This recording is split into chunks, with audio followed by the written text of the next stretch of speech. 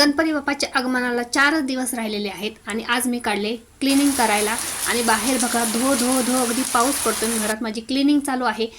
जिथे आपण गणपती बाप्पाचा प्रसाद बनवणार पहिली सुरुवात म्हटलं किचनपासून करावी, कारण किचन स्वच्छ असेल तर सगळं घर प्रसन्न असतं.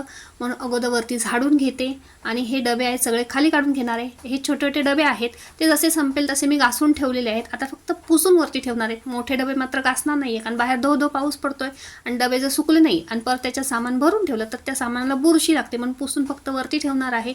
सगळं सामान जिथल्या तिथे ठेवलं. छोटी भांडीसुद्धा घासून सगळी सुकून जिथल्या तिथे लावून घेतलेली.